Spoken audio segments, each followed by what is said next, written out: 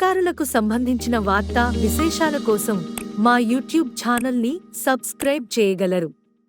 మరి ఎన్నో తరాలుగా ఈ నాటక రంగాన్ని అంకితం చేసుకొని వారి నాటక రంగం కోసం తమ జీవితాన్ని అంకితం చేసిన కళాకారుల యొక్క పరిస్థితి ఇవాళ రోజు చాలా దుర్భరంగా మారిపోయింది. ఎందుకంటే కేవలం వాళ్ళకి తెలిసింది ఒకటే, నాటక రంగానికి తమ జీవితాన్ని అంకితం చేయడం.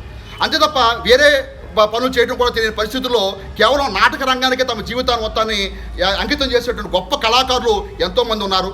మరి అలాంటి కళాకారుల్ని ఆదరించాల్సిన బాధ్యత ఎవరిది అని ఎవరైనా ప్రశ్నించుకుంటే ఆ బాధ్యత తప్పనిసరిగా కూడా ప్రేక్షకుడిది, సమాజానిది, మరి ముఖ్యంగా ప్రభుత్వానిది. యథా రాజా యథా ప్రజ అన్నట్టుగా మరి ఇలాంటి కళారంగాన్ని, సమాజాన్ని చైతన్యపరిచి సమాజంలో ఉన్నటువంటి విలువలు నేర్పేటువంటి ఈ నాటక రంగాల్లో ఉన్నటువంటి కృషి చేసినటువంటి కళాకారుల్ని ఆదరించాల్సిన, ప్రోత్సహించాల్సిన బాధ్యత ప్రభుత్వానిది.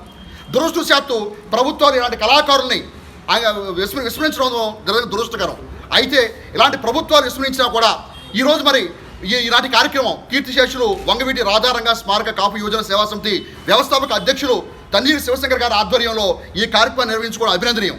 ఎందుకంటే ప్రభుత్వాలు నిర్లక్ష్యం చేసేటువంటి కొన్ని అంశాల పట్ల ఒక సామాజిక సేవా సంస్థలు స్పందించి ముందుకు రావటం నిజంగా అభినందనీయం.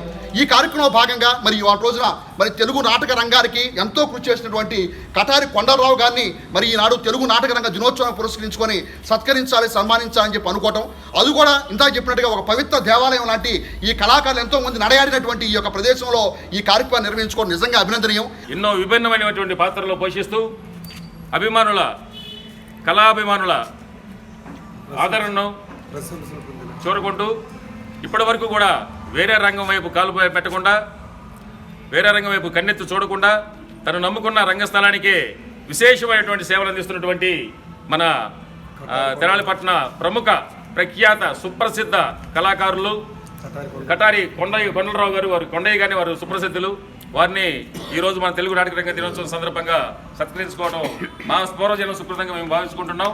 మరి ఈ సందర్భంలో కటారి కొండల గారు భవిష్యత్తులో కూడా మరెన్నో సేవా కార్యక్రమాలతో ఈ రంగస్థలానికి ఊపిరి పోస్తారని చెప్పేసి ఆశిస్తూ, అలాగే ఈ కటారి కొండయ్య గారు స్ఫూర్తిని తీసుకొని యువత కూడా భవిష్యత్తులో ఈ రంగస్థలం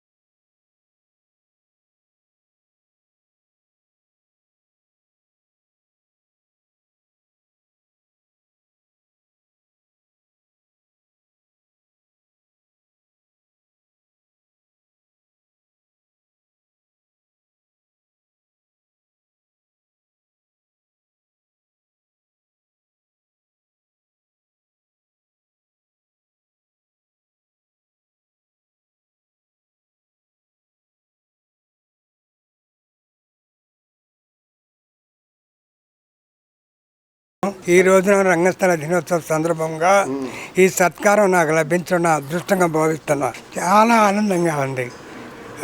ఈ జన్మకి ఇది చాలనుకుంటున్నాను. బ్రహ్మంగారి నాటకం, హరిశ్చంద్ర, చింతామణి, మొత్తం సమస్తం ఈ నాటకం లేదు, ప్రతి నాటకంలో ఆడాను. పెద్ద పెద్ద అందరితోటి ఆడాను. అన్ని లేడీ వేషాలు, కొన్ని మగ వేషాలు, కొన్ని ఎక్కువ లేడీ వేషాలు. బ్రహ్మంగారి నాటకం, తిరుపతమ్మ, సాయిబాబా, హరిశ్చంద్ర, చింతామణి, ఇట్లా అన్ని బాలనాగం, మొత్తం ప్రతి నాటకంలో నేను పెద్ద పెద్దవాళ్ళు మొత్తం లేడీస్ అందరి చేతన ఆడాను. అమ్మవారి వేషాలు ఇక లెక్కలేవు, ఎన్ని ఆడాను తెలుసు. నాకు 16 సంవత్సరాలు, ఇప్పుడు 63 సంవత్సరాలు. అప్పటి నుంచి ఆడతానే ఉన్నది. ఇంకా నాకు వేరే ఏమీ లేదు. సుబ్రహ్మణ్యం గారి ట్రూప్లోనే వచ్చేసాను. అప్పటి నుంచి సుబ్రహ్మణ్యం గారి దగ్గర ఉండే కొత్త నాటకాలన్నీ ఆ ట్రూప్లో కూడా ఎటు పోయింది లేదు. అదే జీవనం. అది ఒంట్లో బాగోలేకపోయినా ఇప్పుడు నాకు ఆర్ట్ ప్రాబ్లం ఉండగానే వెళ్ళి నాటకాలు వేస్తేనే జరిగిపోతుంది. మా హ్యాపీగా జరిగిపోతుంది. పెద్ద కష్టం లేదు.